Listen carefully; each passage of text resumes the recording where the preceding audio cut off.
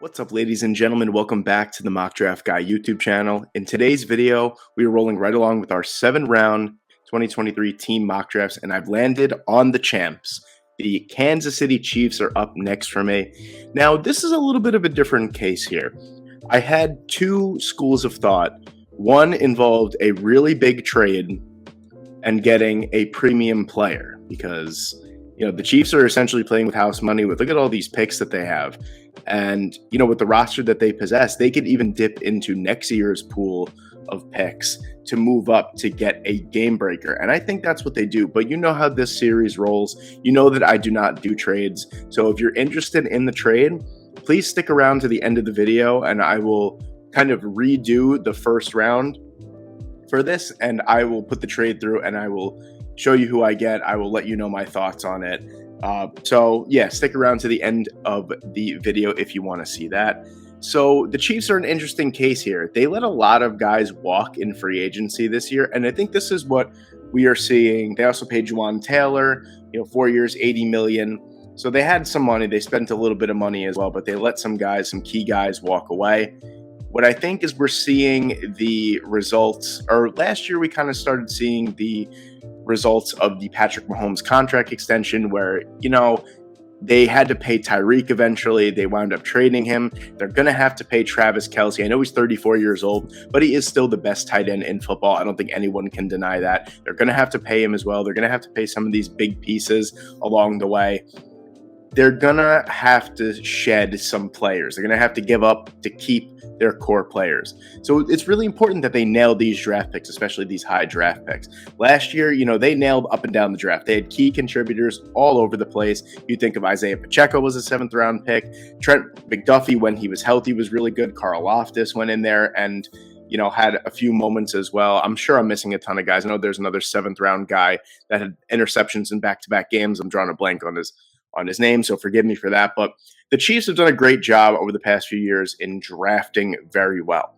Now, if we move on to pick number 31, rolling right into it here, I think if they stay at 31, there's so many different ways that they can go. There's 3 areas that just stick out to me right away that could be in some serious interest here for the Chiefs, and that's edge, that's offensive tackle, and that's wide receiver. I'll show you what's available here offensive tackle-wise.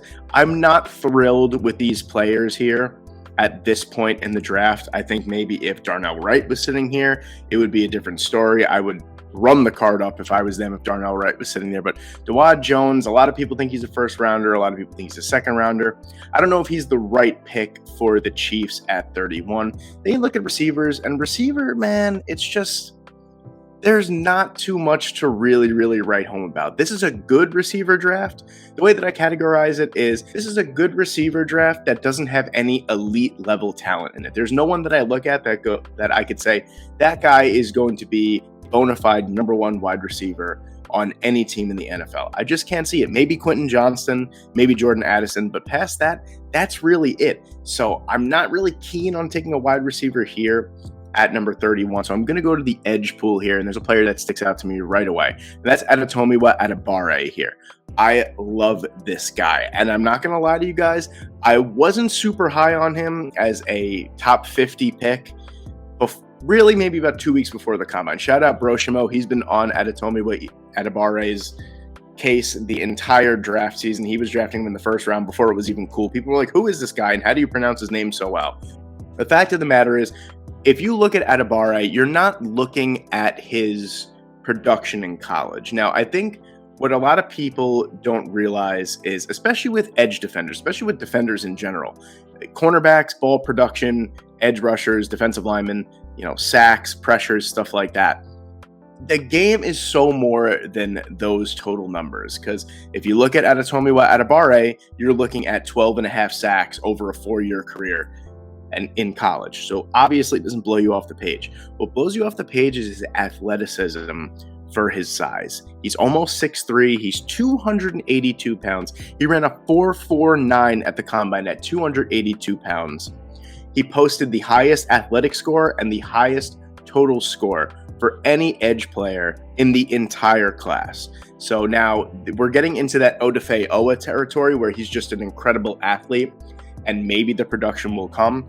I think the Kansas City Chiefs are in a position where they can make that pick as a risk, I guess you would say. I don't think that he's a risk. I think his game is going to translate beautifully. I really like Felix Anudike-Uzomah there as well. Keon White is another player that I'm pretty high on. Not really high on the Will McDonald train. We'll get into that when I finally draft him eventually. But I think if he's sitting here at 31, I think this would be a home run pick for the Kansas City Chiefs. So I'm going to go with Adetomiwa Adebawore at pick number 31. Then with the Chiefs' next pick at pick number 63, I'm going to go on the offensive side of the ball. I'm going to address the offensive line now. See, I'm much more comfortable taking an offensive tackle at this point in the draft than I was then. I feel like at number 31, you're kind of reaching for Dawand Jones. That's just my opinion. I know, right off the page, you look at 6'8", 360 pounds, and you're like, he's an athletic freak. He's got humongous arms. He's going to be amazing. You know what? That might be true, but I'm not willing to take the risk. At number 63, though, there's a couple interesting cases here. Love Jalen Duncan from Maryland. Really like Blake Freeland here. Now, this is a guy who kind of has more of the left tackle build, in my opinion, in today's NFL. Super athletic, 6'8", 305 pounds, and he posted an incredible athletic score at the Combine. He really, really made a case for himself to be a higher draft pick in the Combine. Now, I am the first person to say, if you've watched this series or my channel in general, the Combine and Pro Days are not the end-all, be-all by any means necessary, but Blake Freeland's impressive tape combined with his athletic ability, I think makes him a slam dunk pick here in the second round at pick number 63. He could start at left tackle right away. I don't know how much I'd want to do that. I kind of think of the Colts with Bernhard Raimann last year, where he really, really struggled for the first 7-8 weeks of the season, and it really, really cost him. Excuse me, that was my oven that was preheating, by the way. He really, really struggled, but then he kind of found his form. I don't think that the Chiefs are willing to do something like that. I think that they will probably keep Jawan Taylor at left tackle for now, and then have Blake Freeland play right tackle. I don't know how it'll work, but I think that he would be an excellent addition to the Chiefs, and I'm going to take him here at number 63.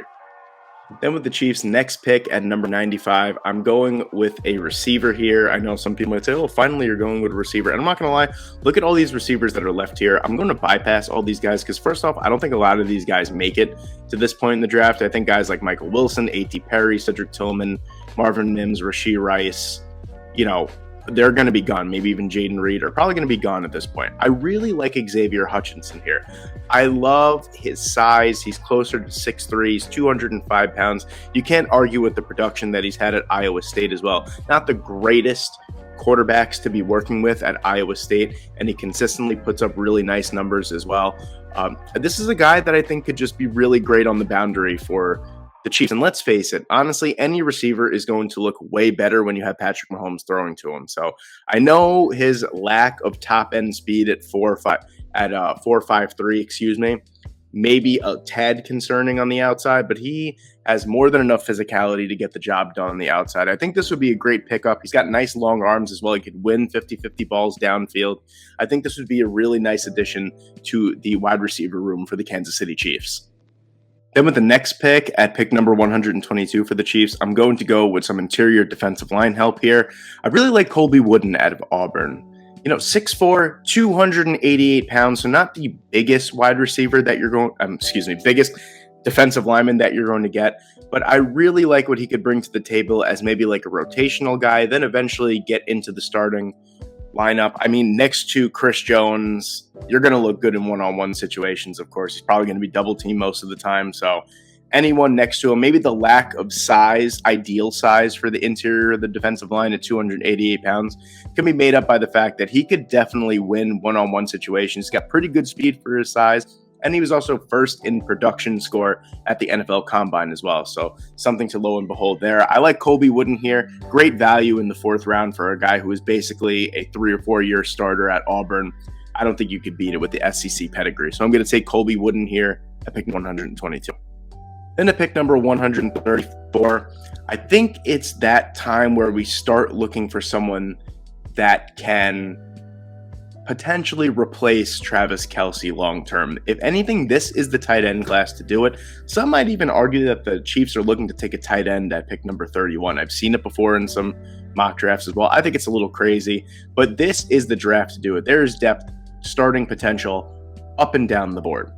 And someone really stands out to me here at pick number 134 that could be that replacement. Don't get me wrong, Noah Gray is cool. He's not going to be a X factor at the NFL level. I think we know that firmly that he is an established backup. I really like Zach Kuntz here from Old Dominion. 6'7", 265 pounds, 255 pounds, excuse me. Massive hands as well. An incredible athlete. He posted amazing scores up and down the board at the combine. He has been uber productive at a not so great program at Old Dominion. I couldn't think of the word there for a second. I think that this would be a really good addition to it gives them another weapon as well. I know that they don't like to run 12 personnel a lot, but if you put 2 tight ends in there, you could put Kuntz in there. You have 2 receiving threats as well. I think it would be a great addition long term for the Kansas City Chiefs. I don't know. I could see them going this route earlier, but I think that if you get some of these needs out of the way, like edge, tackle, wide receiver, defensive line, you kind of have some room to play with. 10 picks, I mean, you got room to play with. I think Kuntz would be an amazing addition and a possible long-term solution at the tight end position after Travis Kelce is eventually gone. Because this video is getting a little bit on the longer side and I'm going to do a bonus pick at the end, I'm kind of just going to start rolling through these picks here. Next pick here, I'm going to go with a little bit of cornerback depth for the Kansas City Chiefs. I like Mekhi Blackmon from USC, 5'11", 178 pounds. Runs in the high 4.4s as well. I think this would be a really nice addition. You got great young corners, 2 boundary corners, and L'Jarius Sneed, Trent McDuffie as well. You got some nice depth. It's always nice to add depth to the cornerback room, and I think that's exactly what Kansas City is looking for at this point in the draft, and I'm going to take Mekhi Blackmon with pretty decent size, pretty decent speed, good ball skills as well. Next pick here, another depth pick here for the Kansas City Chiefs. I'm looking at linebacker here, and I like Yasir Abdullah out of Louisville. Really, really good athlete, tackling machine. He's a great sideline-to-sideline linebacker. You know, he could be behind Nick Bolton as well. I think that this would be a really nice addition on the depth side of it. At this point in the draft, you're looking for key contributors that are going to fill out the roster. And I feel like there is really no other team the last couple of years that finds these diamond in the roughs like the Kansas City Chiefs do at the back end of this draft. You know, round 5, 6, 7, they find key contributors, and it's a testament to their Super Bowl win last year, as we talked about before. So I like Yasir Abdullah in there. Like I said, crazy athlete for the linebacker position, a little bit undersized, but he'll get away with it with his athleticism. Next pick for the Kansas City Chiefs at pick number 217, going with a little bit of running back depth here because I'm not going to lie, I'm not super excited about going into the season with Isaiah Pacheco and Clyde Edwards-Helaire as my 2 running backs. I really like Chris Rodriguez out of Kentucky. 6 foot, 224 pounds, and he is that type of guy that is going to be the perfect complement to Edwards-Helaire and Pacheco. While those guys are on the smaller side, faster side, shiftier side, you got someone that is going to pound the rock in between the tackles and is going to bull over linebackers, secondary play, cornerbacks, safeties, whatever it may be. He could really get to the second level with his power. I think he's super underrated, has been underrated throughout this entire draft prospect as a true power back at the NFL level. And I think that he would provide excellent depth and a little bit of a change of pace for the Kansas City Chiefs backfield. Next pick here, a little interior offensive line depth piece for you. Chandler Zavala out of North Carolina State. 6'4", 325 pounds, super polished, has been a starter for 3 years at NC State, has been one of the rocks of that offensive line for quite some time now. I think that this would be a good addition because if you look at the Kansas City Chiefs depth chart, you have some areas that have a supreme amount of depth, and then some areas like the offensive line where the starting 5 is good, but then you don't have much behind it. So I think adding guys like this along the way, like Zavala, who's a rock and is polished and has experience playing in the entirety of the interior of the offensive line, I think that would be a really nice addition at this point in the draft in round 7. And then with the very next pick at pick number 250, their last pick in the draft, I'm going with safety depth here. I know that they just brought back a couple guys as well, but I like Rashad Torrance II. Kind of killed his momentum at the NFL Combine, running close to a 4.8, so really not great speed, but someone who has been pretty productive at the collegiate level. I believe he had 3 interceptions last season. He's a guy that plays faster than his 40 indicates, that's for sure. So I think Torrance, if you can get him at this point, that's a guy who might be able to develop into a pretty average or slightly above average starter at some point in his career. So I'm going to take Torrance with the last pick. I know I kind of blew through those last few picks, but the video was getting a little bit too long for my liking. So this is my full 7-round 2023 Kansas City Chiefs mock draft. Let me know what you guys think in the comment section below. Please leave a like. Please leave a comment as well. Please subscribe to the channel if you haven't. Now, what we're going to do is we're going to go back to the first round, like I said before, and we are going to trade up in the draft to pick a superstar. So this is the trade that I'm going to make. I am going to trade the 31st overall pick, the 95th overall pick, the 134th overall pick, pick number 250, and a second rounder from next year. And I'm going to move up to pick number 14 with the New England Patriots, and I'm also going to recoup a 6th round pick as well. And then with that 14th overall pick, I am going to select Nolan Smith out of Georgia. The reason being is I thought it was an interesting proposal to go through. I've read a ton online that the brass of the Kansas City Chiefs love Nolan Smith. And with all this draft capital, all their ammunition, like I said at the beginning of the video, they are the defending world champions. They can afford to give up draft capital to get their superstar. And I feel like Nolan Smith, even though he's not going to be a traditional 4-3 edge defender, he's going to be a chess piece that you could move all around your defense. I can only imagine what Steve Spagnuolo could do with someone like Nolan Smith. I thought it would be an interesting little wrinkle. I wasn't going to put it in the actual video. This was the trade idea that I actually had. So maybe the draft capital is off. Who knows? You never know with the way that these teams value their picks. I mean, last year, if you look at it, Minnesota traded back like 20 spots and really just got a 2nd-round pick swap and a 3rd-round pick. So you don't really know how it's going to work. It might not even cost that much to move up that far. I thought it was an interesting little selection there. So let me know what you guys think about that in the comment section below. Please leave a like, please leave a comment, please subscribe to the channel if you haven't. Thank you guys so much for watching today. I hope you enjoyed, and I hope I see you in the next one.